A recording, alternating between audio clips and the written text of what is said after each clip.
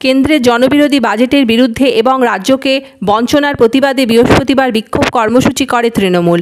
পশ্চিম বর্ধমান জেলার দুর্গাপুরে এদিন বিকেলে সিটি সেন্টারে আসানসোল দুর্গাপুর উন্নয়ন পর্ষদের অফিসের কাছে তৃণমূলের প্রতিবাদ মিছিল ও সভা হয়।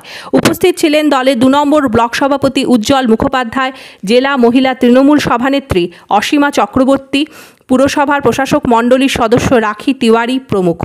এছাড়াও এদিন দুর্গাপুর রেল স্টেশনে এবং ব্যানাচিটির পাঁচমাথা মোড়ে বিক্ষোভ হয়।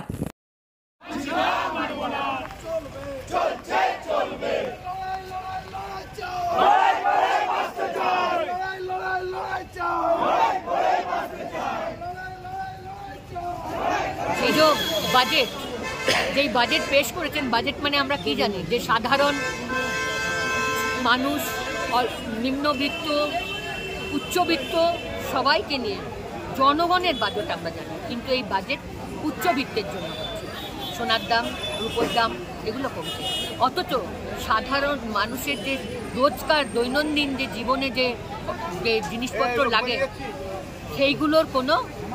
সেইগুলোর কোনো উল্লেখ নেই তাদের বাজেটে, সেইগুলোর কোনো উল্লেখ নেই। পশ্চিমবাংলাকে যে বঞ্চনার শিকার হতে হয়েছে, এগুলো সবই হচ্ছে বাংলাকে বঞ্চনা করার বিরুদ্ধে এবং কেন্দ্রীয় যে জনবিরোধী বাজেট, এই বাজেটের বিরুদ্ধে আমাদের বিক্ষোভ।